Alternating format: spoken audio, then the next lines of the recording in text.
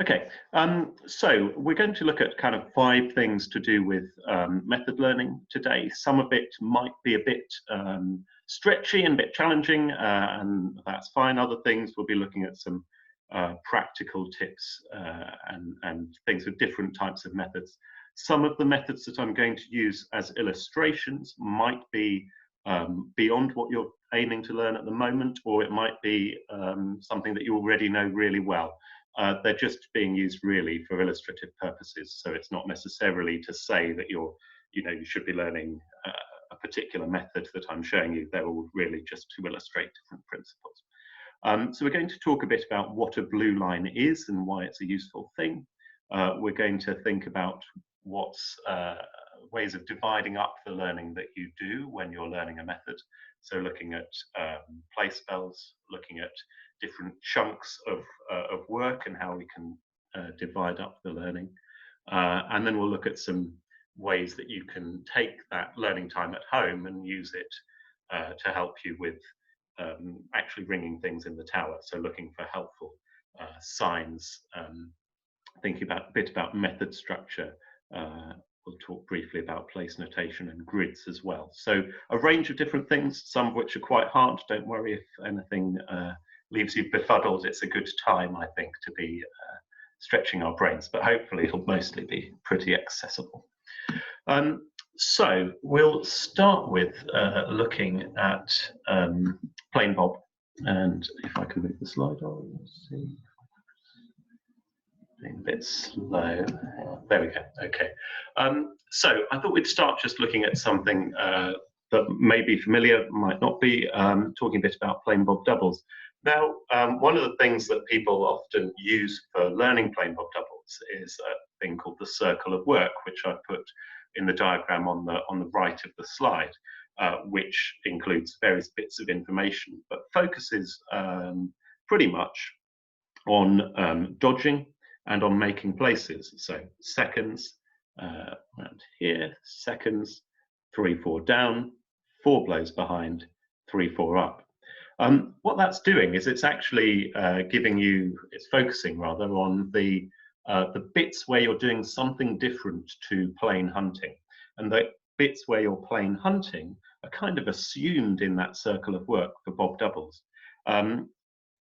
And that's kind of the first tip in terms of method learning, is to try to think about it as you're trying to learn the bits where you have to, in a way, do something different, do a bit of work. And then things like saying hunt up to the back is actually quite a simple and brief way of learning, something which takes a little while and takes up quite a large chunk of most methods, particularly in Plain Bob. Most of the time you're plain hunting, and if you can think, well, I'm just hunting down to the back, hunting up to the back, hunting down to the front, rather than going through, okay, 4th place, 3rd place, 2nd place, lead, etc., you can already start to reduce the amount of learning that you're having to do, if that makes sense. So the circle of work reduces the learning that you do for Bob doubles. And if you can look at a blue line and think, okay, certain sections of this are I'm just plain hunting, that's another way of reducing the learning time that has to go into learning a method. I thought it would be helpful to spend a bit of time looking at a blue line in detail and thinking about what all the different bits of information that blue line is trying to give you actually mean. So in most printed versions of methods, you tend to have a line that shows the trebles path, and the treble is doing a regular thing for each lead. It might be treble bobbing up to the back and down to the front in methods like Kent or Cambridge Minor, or it might be plain hunting up to the back and down to the front in methods like Plain Bob, St Clements, that sort of thing. In this case, in this one of Plain Bob Minor, the treble's hunting up to the back and down to the front and leading, and that is one lead of a method. And the treble's shown with a red line. Then in most blue lines that you'd see, either the second or the tenor, and there's a reason for this that we'll talk about in a moment, either the second or the tenor is shown with a blue line, which follows the path of one of the working bells, as I say, usually 2 or the 10. If you just joined, if you could make sure your microphone's on mute, that would be really helpful. The other bits of information that are often presented on a blue line, you will often see in a circle next to each lead end when the treble is leading. You might see a number. Those are what's called place spells, and we'll talk a bit more about those and what they're for in a moment. You sometimes have a string of crosses and numbers down the side as well, and that's what's called place notation. A bit later in the session, we'll talk about what place notation is. In terms of how it represents what you're actually doing in the ringing chamber when you're ringing, if we look at this section here, this middle lead here, we can see this is where the 6 starts in plain bob minor. The blue line going in this direction shows it hunting down to the front. The blue line being here as the first bell shows that it's leading. This blue line going in this direction shows it hunting up. And this little step back into 5th place shows a dodge, in this case dodging 5, 6 up. So that's what a blue line is showing you. Lines going that way show a bell hunting down. Lines going this way show a bell hunting up. And this, as one example, is a dodge. So that's kind of what you get when you print out a blue line, or when you look in a diagrams book or something like that. This is what the information is kind of giving you. I'd like to talk now a bit about place spells and why they're a useful thing. And there are kind of 4 big reasons why place spells are a helpful thing to be using in your learning and in your ringing.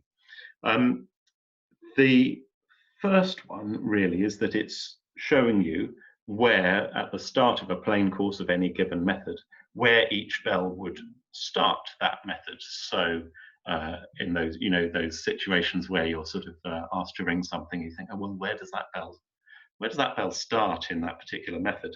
That's what place spells are there to tell you. So, for example, the 4, if you were ringing the 4 to a plain course of plain bob minor, you'd start by hunting down to the front, leading, hunting up to the back, lying behind, and then dodging 5, 6 down.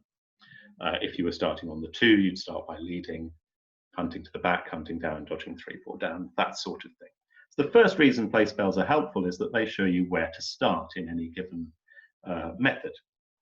The second reason is that they help you to break down the method into more manageable chunks, so that when you're learning it, you can learn it sort of place spell at a time and reduce the amount of learning you have to do. That's going to be particularly useful at the next example we're going to look at. The third reason is if you want to ring spliced, so putting different methods together in the same piece of ringing, knowing place spells is kind of essential for knowing where you're going to start if you're switching from one method to another. And the fourth reason is it's kind of like a kind of common language of ringing, that if somebody is going wrong, they can often be helped out by saying you're this place spell of the method, and that can help them to get back on track. If we have a look at Cambridge Minor, we can start to see why dividing the learning into chunks is quite useful. This method's obviously quite a bit more complex than the plain bob minor we saw in the previous example. There's a lot more going on. And so dividing the learning into manageable sections is a useful way of managing that learning and being able to think, okay, so I've learned, for example, seconds place spell, and you've tested yourself on that and gone over it, and then you can go through learning the other place spells after that. So that's kind of why place spells and dividing the learning up into chunks is a useful technique. So we looked at what a blue line is and why place spells are helpful. Now I've talked about lots of different things: lead ends, place spells, hunting, that sort of thing, dodges, and so on. I just want to talk a bit about ringing terminology and why it's useful. We've probably all been in that sort of situation in a tower at a practice night, where some very expert ringer is asked, oh, could you ring this method? And they say, oh, well, I could have a look at it. And then they take a quick glance at the blue line for, say, 10 seconds, put it down, say, yes, that's fine, and then they ring it faultlessly. Very frustrating thing for the rest of us to witness, perhaps. But I'll let you in to a secret to that, which is that probably that ringer hasn't actually learnt the entirety of the blue line. What they've probably done is seen lots of familiar chunks of work that they already know from other methods and simply put it together into a new method. And that's quite clever, and it takes a lot of expertise, but it's not quite the same as learning a blue line in 10 seconds. It's probably not what they've done. So let's have a look at how that hypothetical ringer, might have managed to learn a method in a very short period of time. Ringing's kind of made up of lots of different ingredients. Methods are made up of lots of ingredients. And if we can get the hang of this terminology, it's quite a helpful way of shortening the amount of learning we're doing. I've already said how saying, so I'm hunting for a section of time, can be quite a useful way of taking quite a big chunk of a method and just describing it in a few words, hunting to the back, hunting down to the front, etc. Similarly, if you have a dodge or a double dodge or even a triple dodge or a 4 or 5 pull dodge, some methods have 11 pull dodges in them, which are hard to count, but it can take a long chunk of a lead and actually reduce it to 2 or 3 words that you're describing it as a triple dodge. There are even longer chunks of work, such as the front work in Kent minor or major or royal, which is made up of leading and making seconds repeatedly. So you can have things like Kent front work or Kent places. The Cambridge front work takes half of a lead of Cambridge minor. Cambridge places, which is a dodge and then a place, another dodge, and so on. Again, in Cambridge minor, that describes actually the work of half of a lead of the method. The Cambridge back work is the entirety of the work that thirds place bell does. And so that ringer who's able to say, oh yes, I can ring that, that's fine, might have seen that the method is partly made up of Cambridge. So there are some Cambridge places, there's some Cambridge back work. They might have seen some other familiar elements. They might have seen some triple dodging somewhere.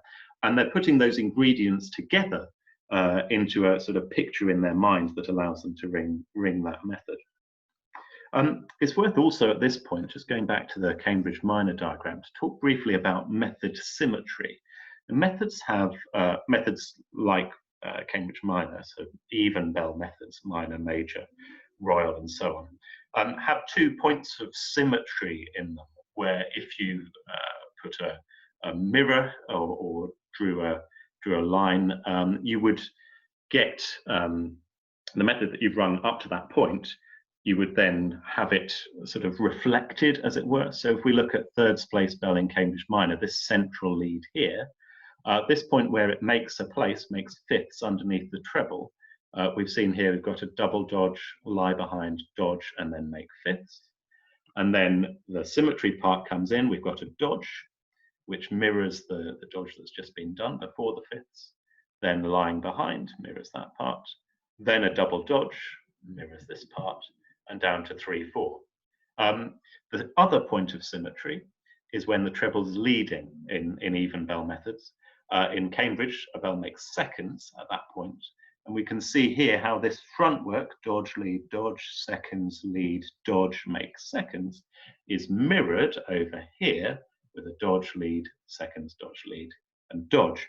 And so, particularly for even bell ringing, that ringer who's able to learn a method really quickly might also be thinking about the symmetry and be sort of flipping it in their head as part of the learning. Now, I don't tend to like ringing like that because I think it makes me go wrong, but in terms of learning, it's quite a useful learning tool to go, okay, so I've learned seconds place bell, and that's the sort of opposite of fifths place bell in Cambridge minor.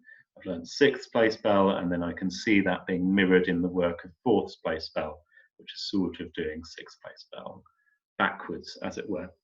So looking at symmetry is another way of reducing the learning time that you're having to do, thinking about chunking the method up into familiar sections and thinking about ways in which you can use symmetry to help your learning. So the end product as a result of that is a sort of either a visual picture in that ringer's head or a kind of almost spoken description in their mind of what that method involves and what the work of that method following that blue line involves. And at that point, I'd just like to take a little detour into the world of educational and sports psychology, which doesn't sound as though it should fit with this, but there are 3 lessons from educational psychology and from sports psychology I'd like to share with you from my day job as a history teacher. The first one is a thing called dual coding. All of this will be in the pack that I'm going to send to you afterwards, so don't worry if you're desperately trying to scribble this down. But the first one is dual coding, which basically says that, well, students revising for exams was it what this was thought of for, but it applies equally well to method learning. If you have more than one way of thinking about rehearsing, revising, or presenting the information that you've got, that makes it more solid in your memory. So if, for example, you can draw out the line, but also perhaps describe the line to somebody, so you're speaking it and you're drawing it, or doing other ways of presenting that information like a circle of work, that helps to embed it in your long-term memory. The second lesson is something called retrieval practice, which basically says that the more you practice, it's kind of common sense really, the more you practice retrieving information, the stronger it becomes in your long-term memory. If we think about those things in ringing that we can do sort of automatically, that could be a range of things, like we might now be thinking we can handle a bell automatically, or we can sort of ring call changes without thinking about it too much, perhaps, or plain hunt, or whichever method it is. There are certain things we can kind of do automatically, and that's as a result of having to do it repeatedly and to recall what that particular skill involves. So retrieval practice, practicing going over methods, revising them, rehearsing them in your head, drawing out the line, the more you practice doing that, the stronger the memory gets. It's about beating a thing that teachers call the forgetting curve, where if you don't think about something for a while, you kind of forget it.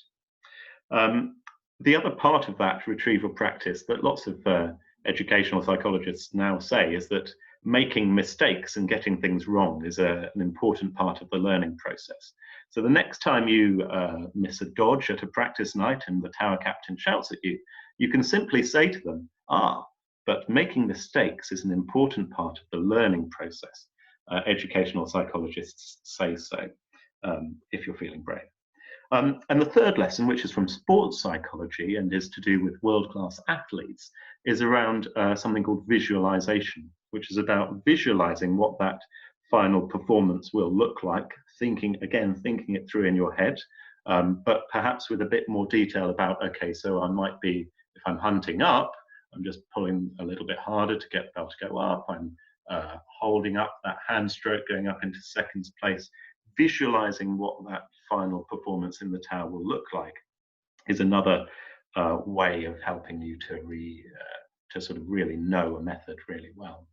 So those are my 3 little psychology detours on method learning.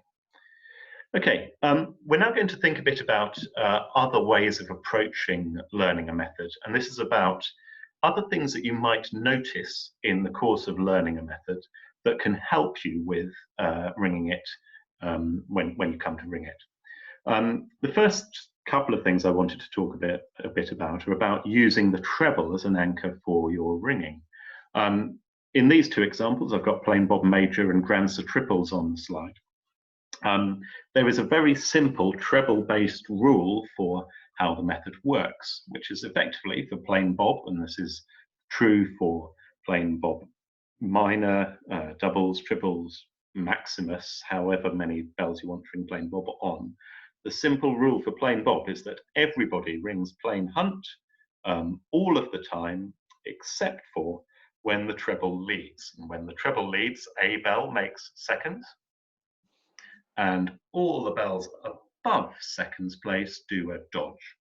And so in your learning time at home, if you're looking at plain bob, one of the things you can learn to help you when you're ringing it is to think, okay, so I've got to ring plain hunt until the treble leads, and then there's a dodge. That wouldn't necessarily replace your knowledge of the blue line or of the circle of work, but it can supplement it. And if you get a bit stuck when you're ringing the method, you can think, okay, so I'm passing the treble here, it's on its way down, or you can listen out for it. That's hard, but listen out for the treble and then try to dodge then, that sort of thing. With Granser triples, it's a very similar rule. There are 2 hunt bells, or Granser doubles, or Granser whatever on any number of bells. There are 2 hunt bells. In a plain course, it's the 1 and the 2 is the other hunt bell. And when the treble has led at backstroke, slightly different to plain bob, treble leads at backstroke. When it comes off the lead into seconds place at handstroke, a bell makes thirds, and the bells above that thirds do a dodge. So this is sort of structural stuff about the method, but also based on listening to where the treble is. Now, that's not necessarily to say that next time you're ringing in a tower, you'll be immediately picking up where the treble is all the time, but it's worth spending some time if you're sitting out at a practice night, practicing listening for where the treble is, looking for when the treble's leading, watching the treble a bit, but also watching other bells and trying to work out what they need to do by where the treble is. So this is a useful skill that you can practice while sitting out at practice nights, as well as when you're actually ringing. Another way in which the treble can be very useful is in reducing the amount of blue line that you have to spend time learning. Lots of methods, this is particularly the case with minor ringing, surprise, delight, and treble bob minor ringing, but it's also the case with surprise major, lots of surprise major methods and methods on higher numbers as well, is that methods often share a common work when bells are either above or below the treble. Like I've said before, this isn't necessarily to say that you'll be immediately going and learning Cambridge and Yorkshire surprise major, but I just want to illustrate this point. If we look at seconds place bell in Yorkshire surprise major, so the diagram on the left, it's doing some work here. We can see that the blue line is lower in the change than the red line. They are below the treble. At this point here that the mouse is just pointing to, the 2 passes the treble in 6/7, and then the bits of work that it does here, just circling that now, a double dodge, lie behind, a single dodge, and then dodge 5/6 down. Okay. If we move over to the diagram on the right of Cambridge surprise major, here we have the section where seconds place bell's below the treble. It's doing something different to what it was doing in Yorkshire surprise major, but here when it passes the treble in 6/7, we've got a double dodge, lying behind, a single dodge, and 5/6 down. Cambridge major and Yorkshire major share the same work when bells are above the treble. If you just mute your microphone, that'd be helpful. Share the same work above the treble, where they're ringing what we'd call. If you just mute your microphone, that'd be really helpful. Thank you. I'm coming away because I don't want to get caught on that. What's that thing? But no, oh good. So does it fit her? Sorry, everyone. I'm just going to deal with that. All right. Okay. Okay. So they share what's called the same work above the treble, Cambridge major above the treble, and you can therefore reduce the learning time that you're spending learning surprise minor, surprise major methods by thinking about them sharing a common work when bells are in certain places in the method. In a much simpler example would be plain bob minor. The work when you're above the treble in plain bob minor is the same in methods such as double bob or St Clement's college bob minor, that you're doing the same work above the treble in those methods. It also applies with, say, Cambridge minor and Ipswich surprise minor, for example. So you can reduce your learning time by looking for common features, as we saw in the ringing terminology section, and you can reduce the learning time by looking for methods where they share a similar work above or below the treble. Okay. And there are treble-based rules for all sorts of different methods that you can sort of learn and look at and ask people about ask people for hints and tips that involve looking at where the treble is. Okay, this leads on quite nicely to a bit of a discussion about method structure, which again, as I've said, some sections of this are quite stretchy and complicated, but hopefully this will be a relatively accessible guide to method structure. If I can move the slide on, let's see. Okay. Right, so I'm going to try to explain, with the 10 minutes that we've got left, two things about method structure. I mentioned at the start, when we were looking at the blue line for Bob Minor, this string of numbers down the side of a blue line, and that's called place notation. Now, what place notation basically is, it's a way of describing what happens in the method. And it used to be a very important part of ringing, because when, in the days before the internet, when ringers were arranging peals of different methods, the way they would, for a new method, the way they would communicate that with each other would be by sending in the post, for example, the place notation for the method. This, as I understand it, that was before my time, led to various comical situations where somebody would read the place notation out over the phone, somebody would write down the place notation incorrectly, write out the wrong method, and then turn up and be unable to ring properly in the peal or quarter peal attempt. But place notation is a way of describing what happens in the method. And then a grid is a way of showing that method structure in a more visual form. And it's basically a collection of all of the blue lines. That's this, the grid is on the right of the slide as you're looking at it. A collection of all of the blue lines put together. So for 2, 3, 4, 5, and 6 in this example with Kent treble Bob minor. What place notation basically does is, and we can see it on here, a cross means that all the bells in 1, 2, 3, 4, and 5, 6 for minor change places with the bell next to them. So 1 and 2, bells in 1 and 2 swap. In 3 and 4, they swap. In 5 and 6, they swap. Then when there's a place, that's described by the number of the place. So 3 and 4 means there are places made in thirds and fourths, for example.